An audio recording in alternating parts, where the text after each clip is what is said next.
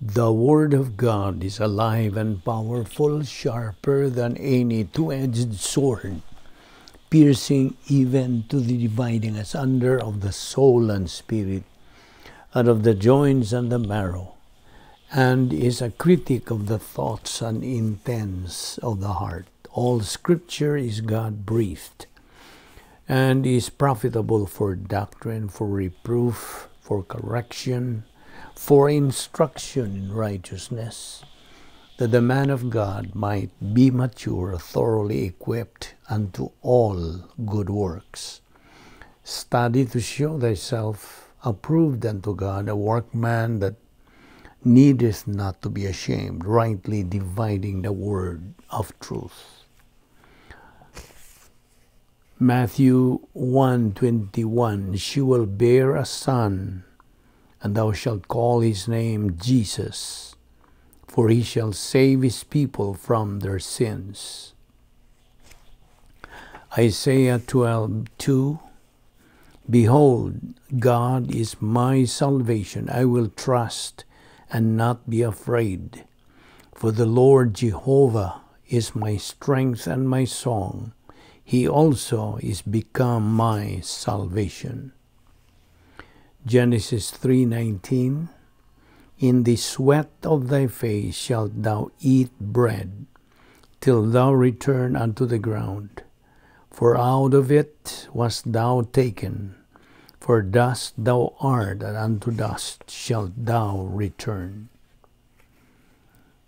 1 John 5:11, and the witness is this, that God has given us eternal life, and this life is in his Son. Verse 12, he who has the Son has the life. He who does not have the Son of God does not have the life. 2 Corinthians 5:21, he made him, the Lord Jesus Christ, who knew no sin, to be sin on our behalf, that we might become the righteousness of God in him. Jeremiah 29:13, you will seek me and find me when you search for me with all your heart.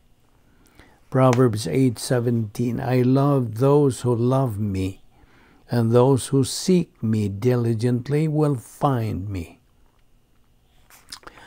Before we start our Bible study, iniining adlaw, gikinahanglan sa masnandan ang atong paggamit sa 1 John 1:9. So, mudritso tag adto ni ining maong bersikulo, paggamit ni ini sa iyang prinsipyo nga nagaingon, if we confess our sins, God is faithful and just to forgive us our sins and to cleanse us from all unrighteousness. O alang kanimo, unbeliever, the issue you are facing is not confession of your sins, it is faith alone in Christ alone. Acts 16:31 nagasulti, believe on the Lord Jesus Christ and thou shalt be saved. Busa ni inihigayon na magandam tas tong kaugalingon pinagis pag ampo sa hilom. Let us pray.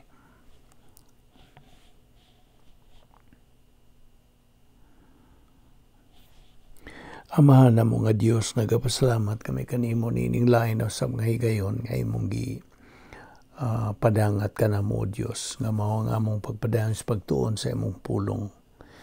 Nining adlaw, salamat. Nining kinabuhi nga imo pang lugwayan hangtod ni gayuna kini timailhan nga nagalihok pa ang imong plano sa among kinabuhi. Salamat o Diyos nining kahigayunan nga kami katunaw sa bugdugang kamaturan gikan sa imong mga pulong nga imong igatudlo kanamo nining adlaw pinagi sa balaang Espiritu Santo.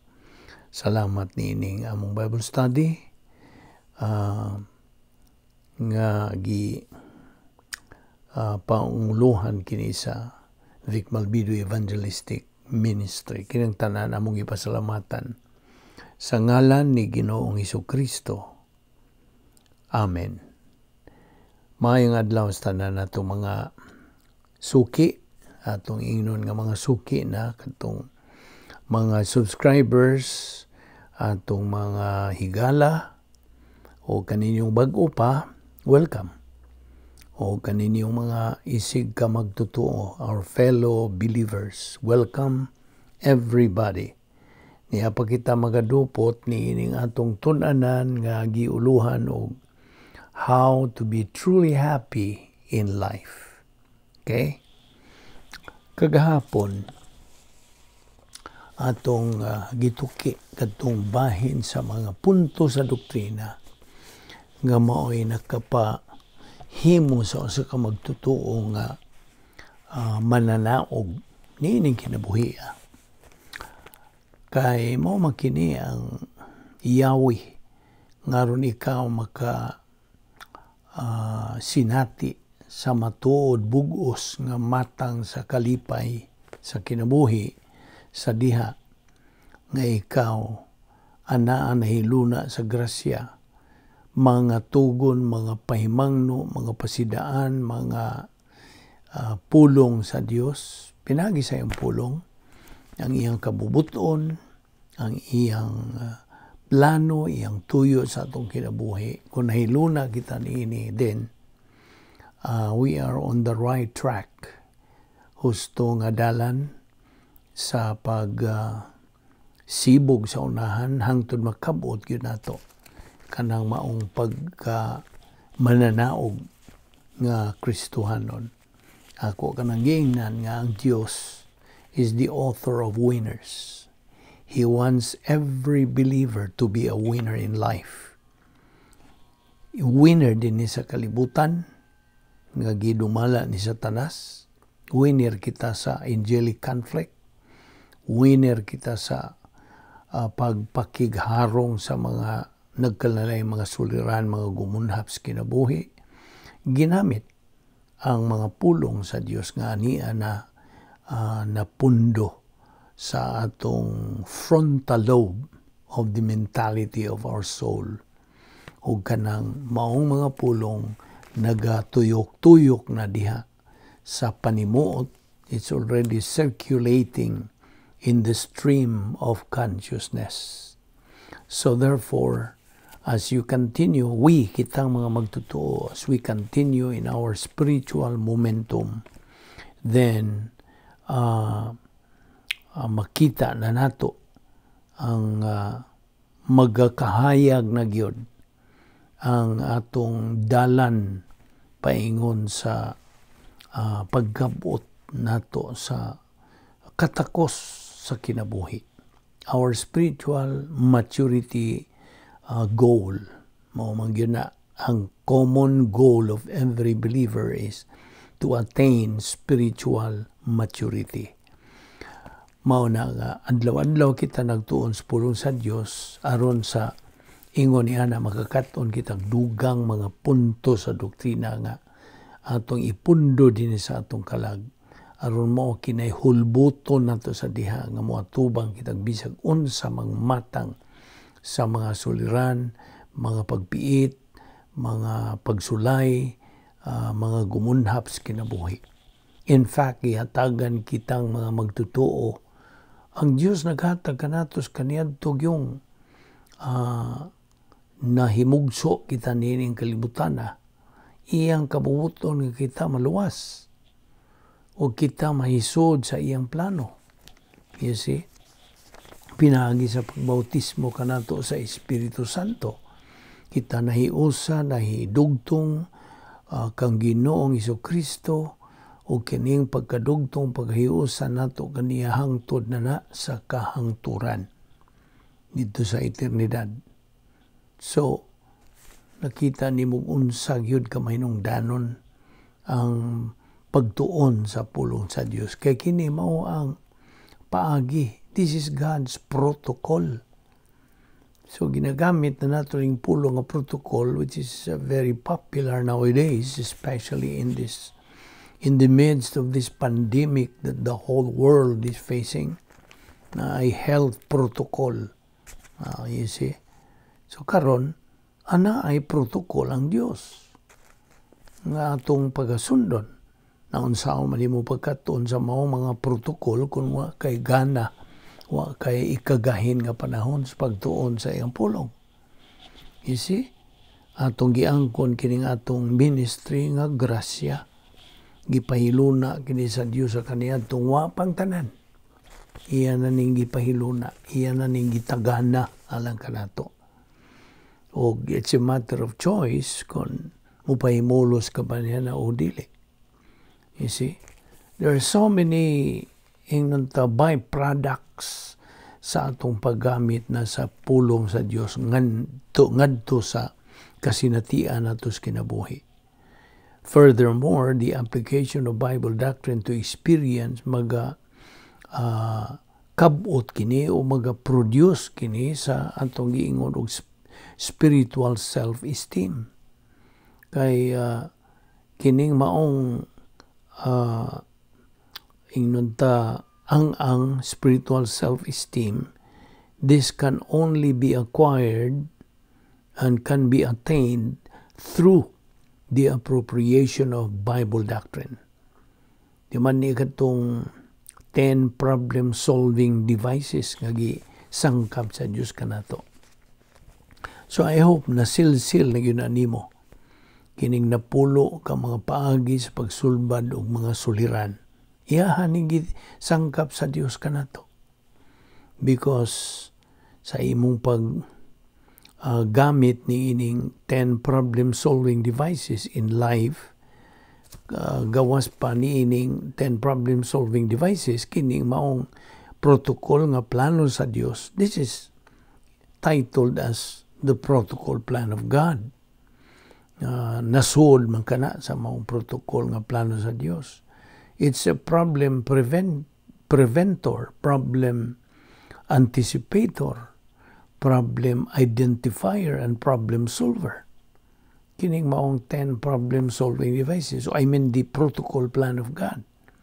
So, kinahanglan nga kita magmalahutayon, magmakugihon, magmasigihon sa atong pagtuon, pagkatuon, pagtuo, paggamit sa pulong sa Dios. Because this is going to develop category 1 love, which is love for God the Father. You see, anda na ito maugmad, kini atong gugma nga to sa Diyos nga Amahan, mag-develop kini sa atong gugma nga to sa pulong sa Diyos, magadasig sa magtutuo to be pleasing to God. It motivates obedience to God. Nga tinumanon kita, magsunod kita sa kabubuton sa Diyos, sa iyang protocol. And mo resulta pa yung kini sa atong pagsimba na gyud sa Dios. Ug atong manghisgutan katong what we mean by worship of God. It is the exaltation of the person, the character of God, and the plan of God, including of course ang atong pagkamapasalamaton dinhi sa atong frontal lobe nato nga mga magtotoo. Of course, all these things nga atong gisgutan involves kanatong mga magtotoo. This concerns us. Okay? Now, iba naman ta nga dugang pag yung mga resulta niini sa atong malahutayon sa atong pagtuon sa pulong sa Dios, then na ay doctrinal orientation. Ma-oriented kita sa doktrina, ma-oriented kita sa atong objectivity about people and things, doctrinal confidence in God, doctrinal courage toward man, and goal orientation, all of this. So, now that believer who has finally figured out what he's trying to do in life, matoy akong iingon mo kagapon, o tinumdumi ni, nga only Bible doctrine can give the proper orientation of the believer. Unsaon niya ila what he is trying to do in life. aron siya sayod yung sa iyang iyang kalaki sa iyang kinabuhi. You see? Dugangan pag yun sa grace orientation or humility plus na anay inner beauty. That's the development of true masculinity of the man and true femininity of the woman. Na ay kanang kaambungan sa matuod gyud nga masculinity of the man ug ang iyang matuod gayud nga katahom sa usa ka babay. So here is the establishment ni ining gitawag nato og divine viewpoint lifestyle. Og mao kana ang tumong sa Dios alang kanatong mga magtotoo. This is God's goal for every believer. So, akong balikon nga ang duha ka mga objectives, our goal, ang nag-una nini is the establishment ni ining divine viewpoint, mental attitude lifestyle, o nga ikaduha, as a byproduct ni ini, the production of divine good. Kung nahibaw ka naman nung say definition of this divine good, simply, we define it as what? Anything and everything a believer does inside the divine dynasty or operational divine dynasty, inside the protocol plan of God. Mao ni divine good. Apan ang human good, which is the opposite, can be defined also as anything and everything a believer does outside of the plan of God. So, I hope nakuha ni mo na. Now, sa diha nga ang usa ka magtotoo, makakabot na ni ining maong ang when he reaches this stage, kanang maong magtotoo is now in a position where he is usable.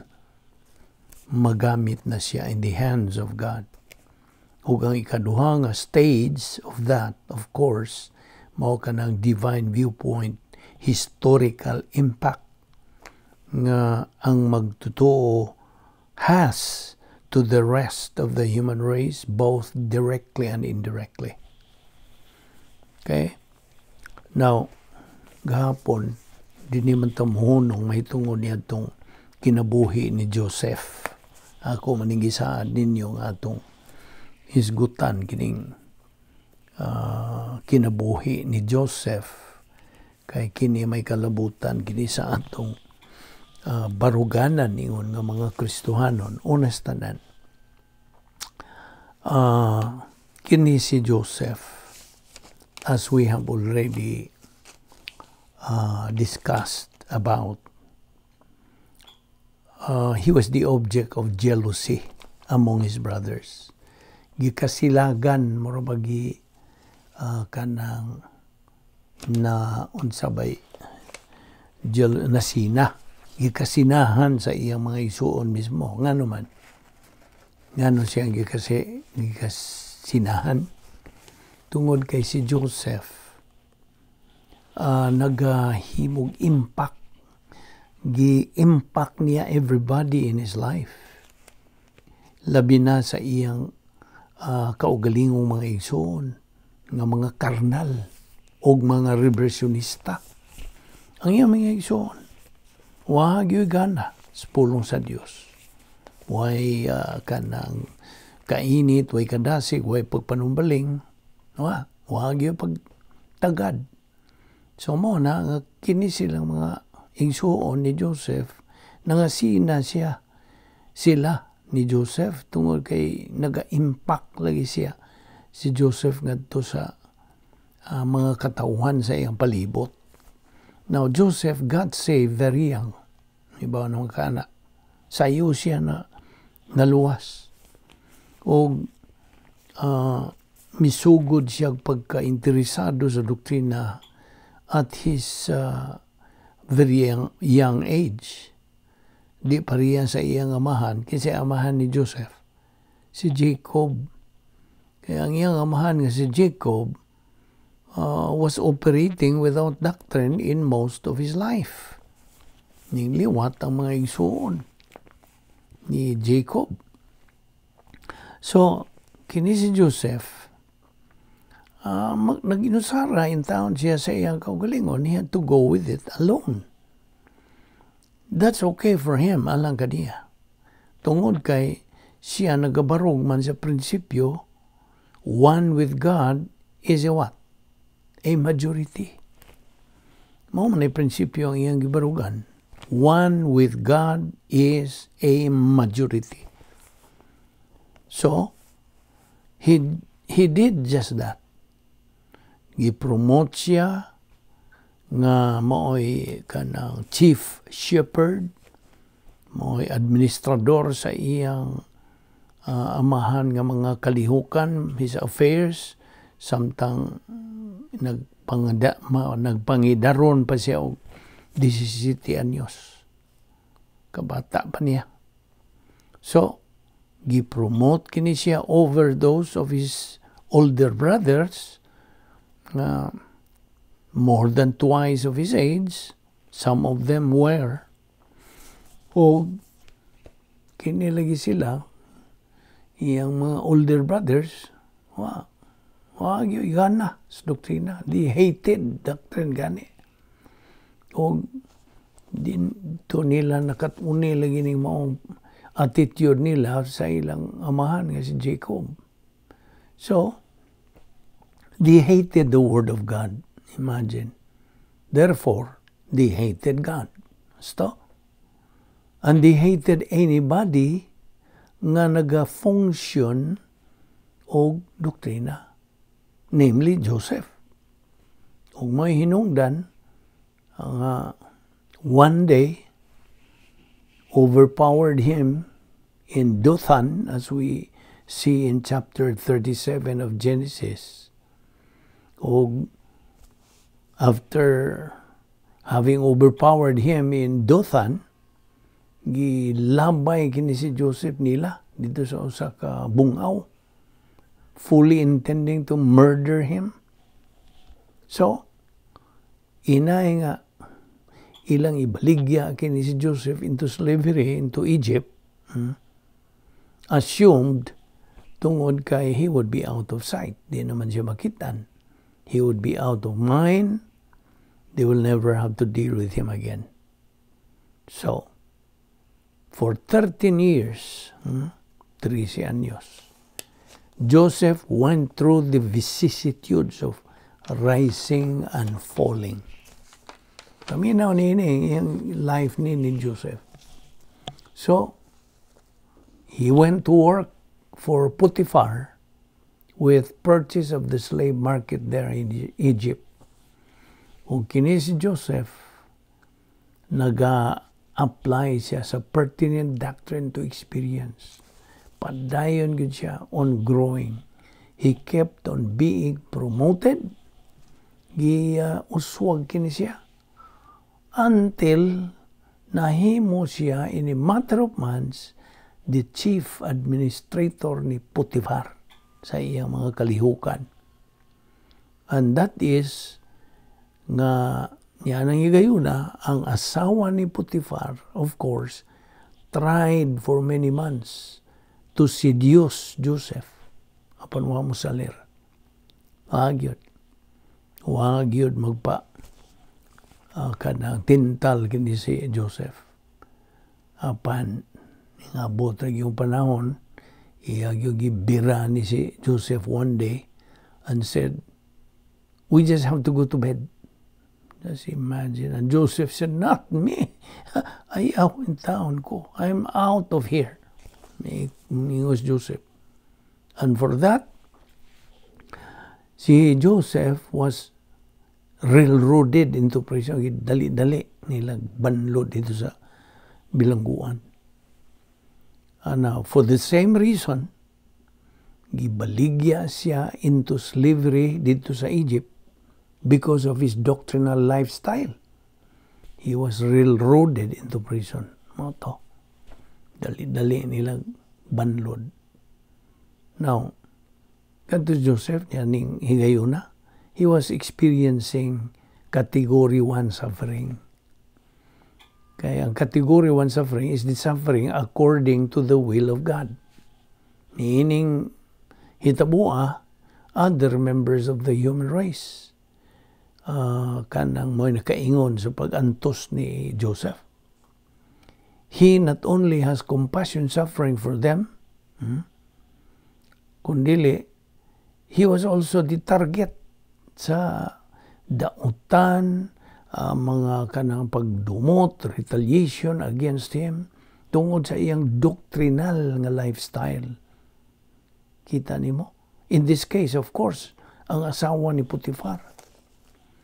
O, kinigos Potiphar was stupid like Jacob, Joseph's father, was stupid. May pagka-gahig. They did not understand what was going on. Huwag sila kaibaw. Huwag sila masayo. They were spiritually blind. So, kini si Joseph, gipriso, sobra pa sa 2 ka tuig. Okay? Now, kung bahin gani sa human standpoint, murag, tanaw ni mo, murag hopeless yun ang iyang kaimtang, di ba? Apan sa divine viewpoint, ang Diyos nasayod yun exactly what was going on. Kaya nga naman, tungod kay God always knows what He is doing. Sabtag na, God does not make mistakes. Nung kagi siya masayob. Write that in your notes. God does not make mistakes. Paminaw. Paminaw yun nini. Ang Diyos mutugot og evil to exist in the face of the earth. Iyang itugot. Apan ang Diyos does not make mistakes in what He allows to come into the life of a believer in Jesus Christ. Di yun siya masipyat, di siya masayop. Kung sa iyang itugot to come into the life of a believer in Jesus Christ, functioning uban sa doktrina on the face of the earth. Kung busa, gipromote sa Diyos kini si Joseph. Nga wa gyud magdahom kini si Joseph. Wa gyud. It never crossed Joseph's mind. Kini si Joseph never imagined the nature of the promotion. Wa gyud. Wa gyud siya inunta. He did not have the clue of the promotion, the nature of the promotion nga giandam sa Dios kaniya sa iyang kinabuhi. Wa gyud kanang inunta, there was no way that he could see it. He was just blind to it. Now Joseph was not blind tungod kay he was functioning in evil, no. He simply was blind tungod kay wa man siya mahibaw unsay ugma damlag, unsay future holds for him by way of this planned promotion from God. Kita nimo? But in order for God to get Joseph to that position, nga buot niya, nga maangkon ni Joseph, kung sa may iyang promotion, Prime Minister of Egypt, just imagine that. For it would not only be the target of immense blessing from God. Nakita ni mo? Panalangin ni Joseph. Now, sa iyang espirituhan nung kinabuhi would be unaffected by his temporal blessings. Dili yun mapiktahan ang iyang espirituhan nung pagkinabuhi. Di mapiktahan sa unsang mga promosyon, bisag unsa kataas ang mga promosyon na. Di yun mapiktahan. His material blessings, his position in life, ang iyang nindot nga kaminyoon sa kinabuhi, his spiritual life would go right on. Dili yun mapiktahan. Kaya binimo, ang kauswagas kinabuhi, in many respects, is a greater test to the believer than adversity is in life. Gusto? Mas grabe. Ang kauswagan mo, grabe nga pagsuway ni mo. Usa hinumdumi ka itong 8 momentum tests. Hinumdum ka? 8 ka momentum test. Pagsuway ba? Ang nag-una yun ang old signature. Ikaduha, people. Mga katawan sa palibot ni mo. Sunod, ang imong una, thought. Sunod, systems, kini mga paging satanas ng kalibutan na. Sunod, arrogance, complex. Sunod, hatred, complex. Kining mga butanga, mao ni ang kauban sa 8 ka mga momentum tests. Unsa pa? Moabot ang katalagman, disaster. Test po na. Ang grabe ni ining 8 kat pagsuway kining prosperity. Ako kang giingon nga prosperity in life, in many respects, is a greater test to the believer than adversity is. Kaya ang isyo mo kini, is it going to distract the believer from doctrine in phase 2? Balda ba niya sa iyang espirituhan ng pagkinabuhi o dili? Now, bahin ni Joseph, he kept right on doctrine. Padayon yun siya. Pagkamalahutayon. He never missed a heartbeat of doctrine, of his occupation with doctrine. Okupado yun siya. Maugoy iyang pasiuna. Kita ni mo? He is now occupied with doctrine of his divine viewpoint, mental attitude in prosperity. He never missed it. Huwag siya masipyat in adversity as well. Now, so si Joseph, gi-promote to become the Prime Minister of Egypt at age, 30 anyos. 30 years old. Just try to imagine that. So abrupt, so sudden kind of promotion. Kalit. Now, prinsipyo. Prinsipyo is what ni? Only God is the true, genuine source of promotion in life. Kuha ni ba to? Ang Diyos lamang ang matuod, bugos, nga tinubdan sa kauswagan sa kinabuhi. Niya pagyot nga sumpay niya na. Well, of course, it has something to do with promotion. God promotes the humble. Ano sa maning humble? Grace-oriented, spirit-filled believer. Ang kumalikon, God promotes the humble believer but demotes the proud believer. Now, kinsa tong humble? Grace-oriented, spirit-filled. O kinsa ni mga proud? Arrogant, self-righteous. So, ang prinsipyo gihapon, na baruganan ni mo, the way up is the way down. Kita ni mo? Ang imong kanang agian ngadto sa itaas, mao ang dalan dinhi sa ubos. Now, naman sa Mateo 23:12, Lucas 14:11, Lucas 18:14, he who exalts himself shall be humbled, and he who humbles himself shall be exalted. James 4:6, God resists the proud, but gives grace to the humble. Kini mga bersikulo nga akong gihatag nimo, it's all about humility. May kalabutan kini sa atong pagkaunsa, mapaubsanon.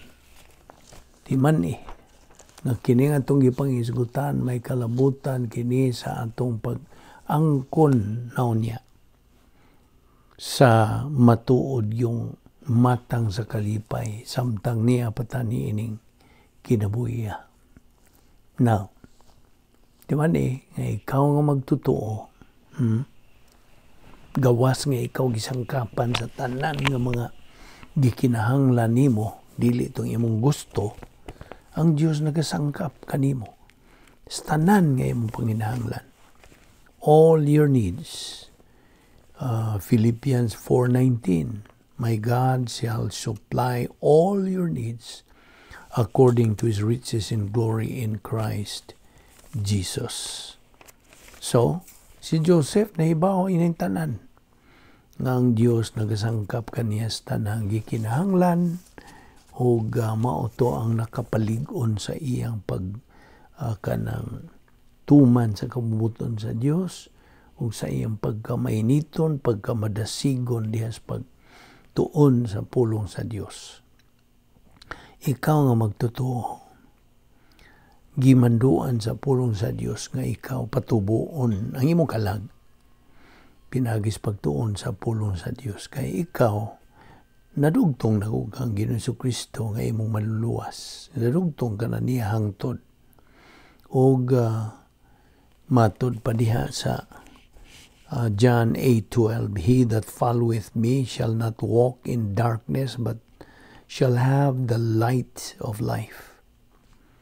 Na ka nagapuyo diha sa imong operational divine sphere. Sama niya itong nasinati ni Joseph. You see, Matthew 11:29, learn of me, for I am meek and lowly in heart, and ye shall find rest unto your souls. Nga samtang naa ka diha sa operational divine sphere. Unsay ubang nga niya ning operational divine sphere? The protocol plan of God, the Christian way of life, unsa pa?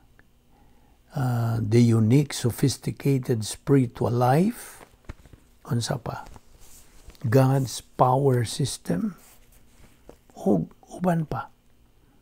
Now, di man nga diyan sa Salmo 25:14 nag-ingon usab, the secret of the Lord is with them that fear Him. Kanang fear diha, dili ka kahandok nga sala man ni mahadlok. Kining fear diha, bot pasabot, is reverence and exaltation or trust. You see? So mo nag-ingon diha, the secret of the Lord is with them that fear Him. Now, of course, diha pag-yun sa Salmo 40, versikulo 4, nag-ingon kinig, blessed is the man that maketh the Lord his trust. Na mo na. So, ipadayon nato ni ugma kining bahinan ining imong pagka mananaog na. Ikaw, mananaog. Sama ni na kabot na abot yun ni Joseph sa iyang kinabuhi. So, he is a model nga nagatuman yun sa kabubuton sa Dios.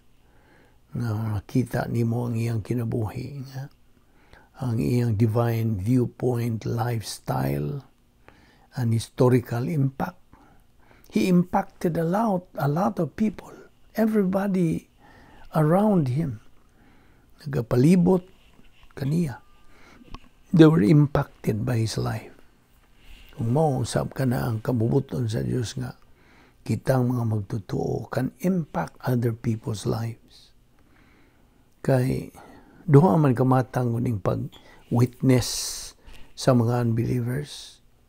You can witness them through your life, sa imong kinabuhi, or through your lips. Pinagi sa imong ba o sa imong pagbungat sa pulong sa Dios, sa maayong balita sa kaluwasan.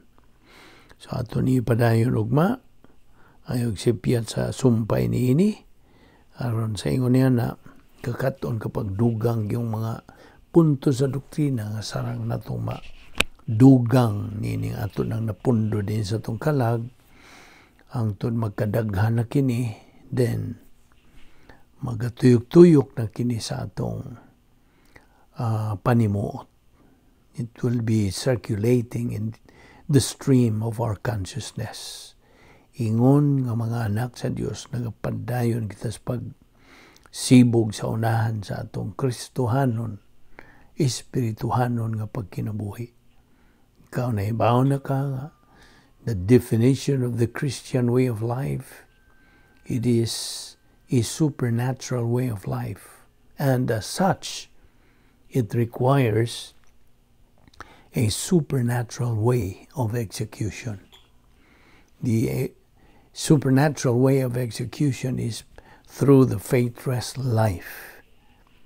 Ato kining tunan sa atong pagpadayon. Magampot na. Balaan na mga Diyos, nagpasalamat kami kanimo niining lain na sa mga higayon sa imong tudlo ka na mugdugang pang mga kamatuoran. Salamat sa imong pagkamatinumanon sa imong mga saad. Salamat nining among Bible study. Panalangini kini o Dios, gamita kini aron usab kami nga mga tinun-an nimo, kami maka-function usab sa among katungdanan, pagtuman sa imong kabubuton, kining tanan among gipasalamatan sa ngalan ni Ginoong Hesukristo ang bugtong manluluwas. Amen.